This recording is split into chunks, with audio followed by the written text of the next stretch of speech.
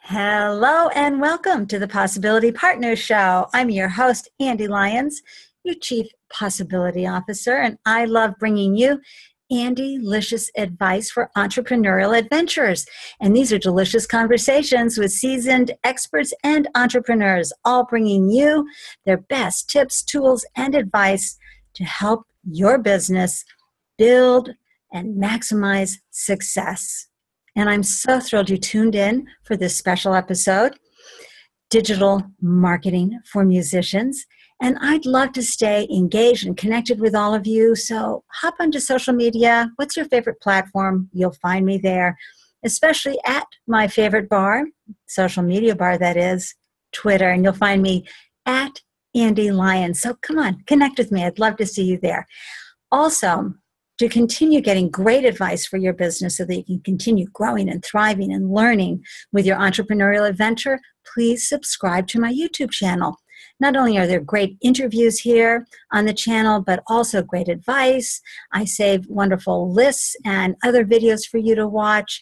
And it's just a great place to go in case you're feeling lonely or confused or you want to do a DIY with your business. So, when my guest today, as you can see him right here on the screen, shared his knowledge about today's topic, I frankly strong-armed him and insisted that he had to come on my show and share his brilliance with you. Welcome, Brenin Watts, to the Possibility Partner Show. How are you? I'm doing great. Thank you very much for having me on. I'm very, very excited to talk about the topic today. Yay, yay, yay, yay. Digital marketing for musicians. I've got to share something that Brenin said in his own words. Okay, so listen to this. He's passionate about the fusion of business and creative presence, specifically the integration of technology and the arts and the balancing of artistic integrity and marketability in the music industry. Oh, such lovely words, Brennan. I think that's so beautifully expressed. I absolutely love it. So I'm thrilled you're joining us from where today? I'm joining in today from Montreal, Quebec, Canada. Woohoo! And Brennan is a Canadian, not a Quebecian Canadian, but right? But I'm so thrilled that you're here. Tell us a little bit about how you got into this combination of music and business. Is there music in your background? Do you have a love of instrument and sound? Yeah, definitely. Well, I came from a music family and a music background where at a very young age I was told and taught and encouraged to play music and to express my creativity through music. And my entire family, my father is a musician, my mother, not a musician, but an artist. She was a dancer, and my sister is pursuing music professionally as well. So music was kind of ingrained into my bones at a very young age. And from there, I always knew I wanted to do something in the entertainment industry or something in the arts industry.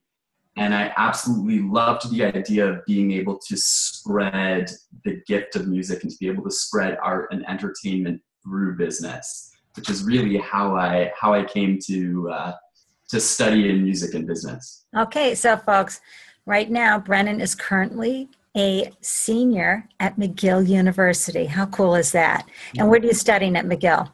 Yeah, I am studying marketing. So I'm in my Bachelor of Commerce with a specialty in brand management and services marketing, as well as musical applications of technology. So I love that infusion of music and technology. And you know what? Get this, listeners. I mean, like, college isn't enough, right? Brennan also works part-time and not just, at a Starbucks, okay?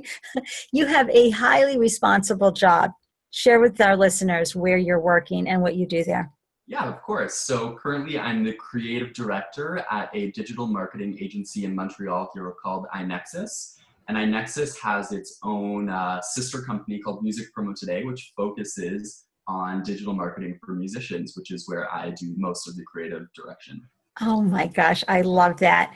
So let's take a moment to define digital marketing. We all have been throwing this term around for years, so we tend to make the assumption that people really understand what digital marketing is. Yeah. But would you mind taking a moment to define it in your terms, Brennan? Yeah, of course. I mean, digital marketing really comes from the two words, digital and marketing. So we have our standard form of marketing, which I mean is everywhere. And by adding digital, we're essentially just adding technology to marketing. So it's any form of marketing that uses technology, which can be internet marketing, mobile marketing, web advertisement, is really what encompasses digital marketing. Right.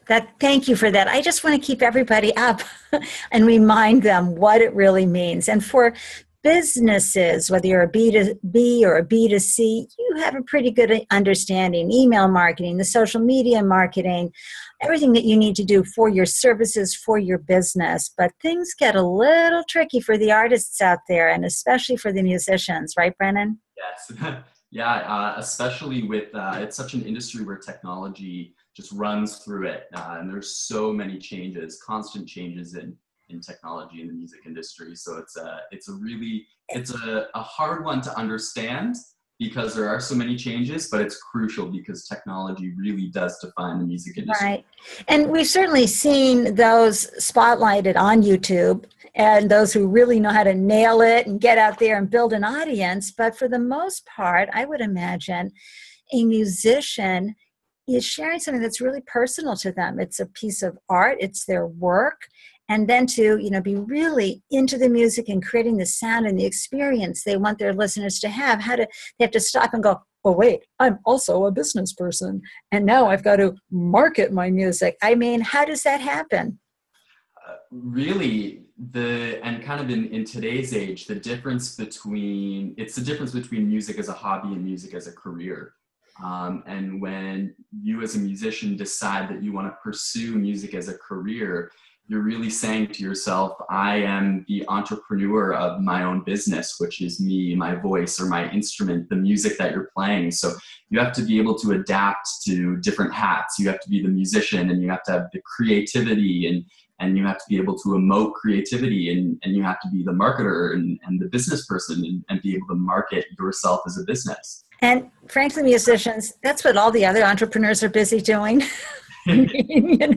Wearing every hat, establishing the culture, doing, the admin, paying the bills, or at least maybe delegating that. It's very typical, but a lot of us kind of, have that art of business already managed in our life. We might have learned it somewhere already, but musicians, I have such a deep empathy for what you might be going through.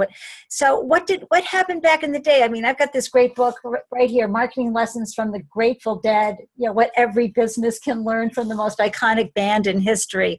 I mean, they were amazing, right, at creating raving fans. What is it that they did back in the day before we had, our smartphones that we could use to record and capture and tweet and social media platforms? Well, it's actually really interesting. Music marketing back in the day before technology and music marketing today are essentially the same formula, just put into different aspects, one with technology, one without technology. Okay. And it's funny you say back in the day, because a lot of the practices that were done back in the day for music marketing are still used today, both with technology and without technology. Like what? So a big one and the biggest form of kind of music marketing back in the day before social media was street teams. And essentially what an artist does and how they get the word out, how they advertise, is they form a collection of people who love their music and who are willing to help them, and they send them out on the street to do their marketing, to do their talking, to do their word of mouth. So it's the simple kind of old-fashioned way of postering and having people stand on the sidewalk and giving out flyers for your concerts and for your shows. And we've seen that, right? We've seen that, on the posts all over New York City, all over Boston and Montreal. Yeah, exactly. And I mean, back in the old days when you saw the telephone pole just covered in flyers, I mean, that's how musicians were marketing themselves. They were playing shows and they were getting their image to the public through street teams. Right. And really, in the modern day, street teams is still a term that's used in music marketing. And now, instead of just on the street, they exist both on the street. I mean, you still look at your telephone pole, and there's beautiful visual branding posters for artists and for musicians. But there also exist street teams online. Right. So you have your team of people who support you. You have your team of fans who are willing to spread your music, and they spread it all across social media, all across the internet, commenting and sharing. And that's really kind of the intersection of music marketing from the past and from today. I love that. I love that intersection. So if someone's watching the show and they're a musician and they're thinking, well, okay, that's great, but where do I really begin? I mean, I've recorded my music. I have my YouTube channel. What else can they be doing, Brennan? The first thing for musicians to do is really educate yourself about music business. Is kind of I know it's a tough one, and I mean, some of us don't like school, some of us do, but the most important thing is to educate yourself. And where do they go to do that, and how? Are there books? Are there blogs? Are there? There's hundreds of resources online. I have a favorite, a book actually that I think every musician should have. It's called All You Need to Know About the Music Business by Donald Passman. Okay, I'm going to have that in the notes, everybody, and the link for it on Amazon. An absolute fantastic book, and a lot of the actual really successful musicians of today have used the book at the beginning of their career. So Katy Perry, Maroon 5 all note back to this book that it helped them survive the industry. Wow. Okay, so first it's important to educate and get the book that Brennan just suggested. Then what? Then a really important thing and kind of the difference between music in the past and music today is that it's such a saturated industry. And this is where technology has kind of been a little bit of a negative towards the music industry, is that it's made it so easy for anybody to become a musician, a professional musician, to be able to record, and home studios today are so inexpensive that anyone can find the technology, make the music, and distribute it online you can distribute online for free. So which is great. Which is really, really great for musicians, but it does make the industry very saturated, and there's a lot of music out there. So the common term in the past, before kind of digital streaming and music technology made it really easy to make music, was to just get out there, play your music, do your thing, and it'll happen. And because the industry is so saturated nowadays, that's kind of harder. And it's probably not enough. And, on the one hand, I'm so happy that all these musicians have a way to share their voice and their art. But I also worry about copywriting. I mean, so you make this great song and you record it, you put it out there. Who's to say someone just doesn't pirate it and run off with it? Yeah. So to kind of get through that saturation, really now, before you release anything, is to really hone down on your brand, hone down on your story, create that marketing plan, know who your audience is, know who you want to talk to, and then release. It's preparing yourself for the release, and then once you get it, you're able to make your music stand out from things that don't have a story, from things that don't have a solid brand. You really have to prepare yourself and take the business part into account before you do the creative. Folks, it's just kind of like anything else. There's always work involved that you may not want to do.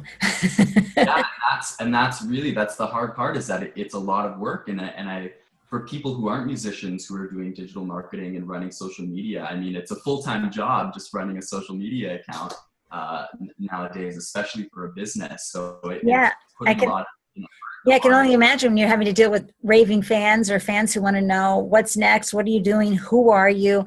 And I think bringing up the product launch strategy. I mean, again, in business, we're all trained about product launches and how best to do it and how best to brand and all of that. So this is great advice for a musician, because you need to take your work seriously. This is, yes, it's your art, but it's your work, and the world needs you and wants to hear you.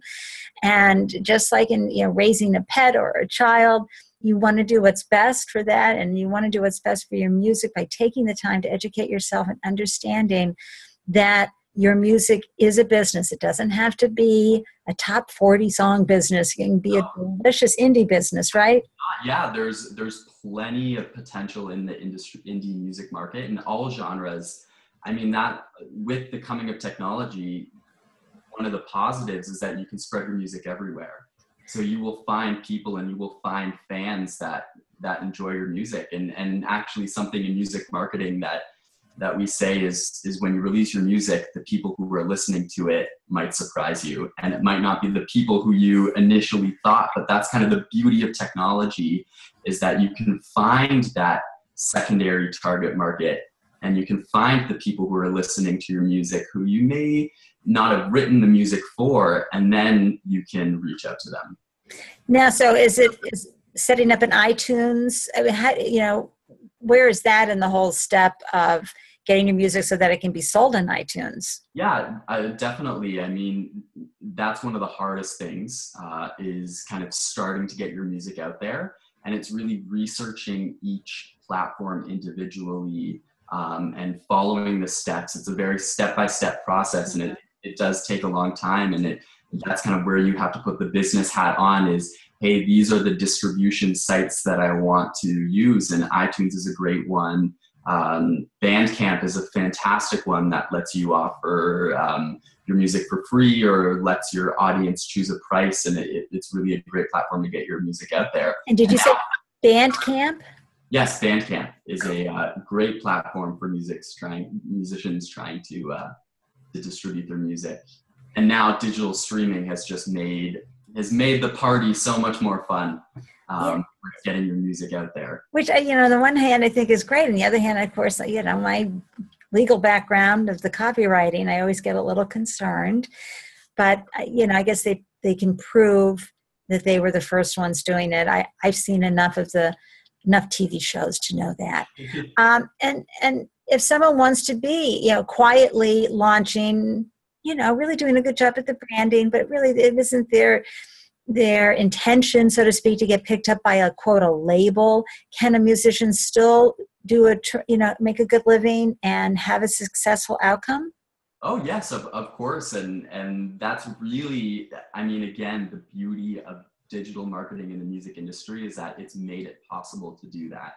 So before, one of the record labels' big role was that they provided capital to do these major marketing campaigns and marketing promotions. And I mean, when you're going on a global level, talking to street teams, you need street teams everywhere, right? So in the past, that cost a lot of money, and that's why it was a little bit harder for people to reach such global distribution and such global fandom, was because they didn't have the capital. But now that there is social media, there's streaming, there's millions of online ways to distribute your music, the possibilities are endless. And they can still go to nightclubs. They can still go to the local coffee shop, right? Yeah, definitely. I mean, one of the biggest things when you're deciding where to distribute your music is to really do, and one of the tips that we give for musicians is to really do your research on your target market and your market segment that you want to attract. And really what we do is we say at all times, have that business eye along with the creative eye and along with the musician eye. So we say, when you're performing at your bar, when you're starting out, and this is a great way when you're starting out, you don't have a huge team, you don't have anyone doing market research for you. When you're performing at a bar or a club, and when you're finished, go down into the audience and see who your audience is. Interact with them. Who is it? Who's there? What were they drinking? What were they wearing? What's their age? What's their gender? What are the activities that they like? And that's the perfect way for you as a musician to do your own market research. and to find out who's listening to your music, who's coming to your shows.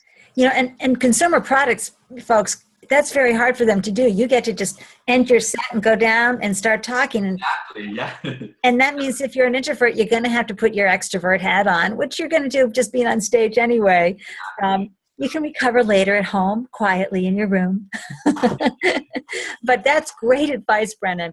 I think that so often, I mean, the ability to just walk right down and even just visually see what people who were really jamming to your music were like. What was their body language like? As you said, what were they drinking? What are they wearing? What are they talking about?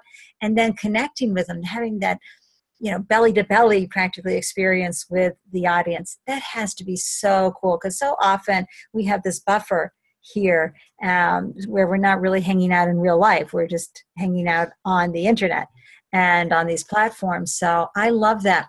What other advice do you have for those musicians who maybe have had false starts? You know, they got out there and they may get some momentum, and then they lost the thrill. They got discouraged or frustrated.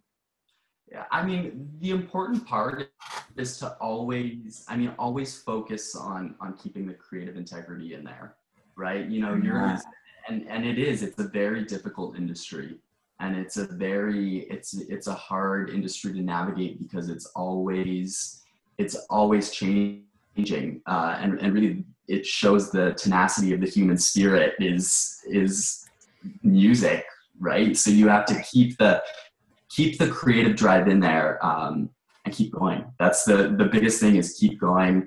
Switch up your strategy, do your research. But the most important thing is, in that case, is find a really good team of people who support you. And for any musician, for anyone who's starting the business, is to find a really good team of people with cross-functional, with different skill sets to support you. Like what? Like when you say cross-functional, you mean? Find people who know business, who know the industry. Find people who understand. I mean, when there's copyright issues, find people who understand law and who understand music law in the industry. Find people who can support you creatively. It's really about finding that team. You're not in it alone. Right. And finding that team to help you. And I got to tell you, musicians, you are an entrepreneur. Exactly. You really are a business, and your music needs you to show up as a business person. So how does MPT help musicians?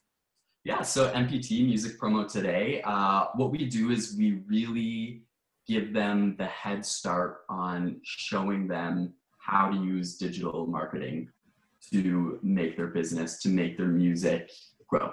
Yeah. So we help them out with the first steps. And I mean, we get musicians of all different kinds of levels, and we work with many different facets of digital marketing. We help them out with social media. We help them out with fan interaction, with public relations, PR. It's all about networking as well. The biggest thing for musicians and for all business people, really keeping that close network of people who are help you in the future. And what about the street team scene? So that's not something that we facilitate, because street teams are so specific to the artist. Yeah, probably impersonal. You're absolutely right. We teach about street teams, but that's something that as an artist, you have to make the personal connection to find your street team, because it's really finding people who are willing to go out there and willing to support you and willing to help your music grow. I love it. Oh, thank you, Brennan. How can folks reach you at MPT? Yeah, so I mean, you can reach me at Brenin Watts on LinkedIn. I always answer messages there. You can always ask any questions about the digital marketing and digital marketing for musicians. And then, of course, you can visit the Music Promo Today website, which is musicpromotoday.com, or on any of our social media outlets, Facebook, Twitter, Instagram, or YouTube, where we post weekly digital marketing tips for musicians who may not be ready to... Oh, I love that. Yeah, for musicians who may not be ready to commit to starting their campaign, but want to learn and understand more about the industry. It's the perfect. I love it. I love this advice. Okay, listeners, how ambitious and amazing is this young man. Here he is, senior in college, and he's rocking it. He's got a part-time gig as a creative director. I mean, come on. And he has all this amazing knowledge of music and business, that lovely little intersection. I'm so grateful you came on the show today, Brennan. Perfect. Thank you very much for having me. Thank you, thank you, thank you. And to all of my viewers and listeners, I'm so grateful that you tune in to the Possibility Partner Show. I encourage you to, especially you musicians, I mean, weekly tips, come on. I love that. I love all the advice that Brennan gave us today. So be sure to connect with him where he said, and I'll have all the links in the description and in the notes and the posts, etc. Thank you for tuning in. You know, I'm so grateful, and I love this community that we have where we can share the knowledge and get a better understanding. And remember, keep getting back up, keep trying, keep going for it, because it is an entrepreneurial adventure. Thank you, Brennan. Thank you Waiting very much for having on me. video, everybody. And for the listeners, thank you again for tuning in. I'm wishing everybody an Andelicious day. Mwah, mwah, mwah.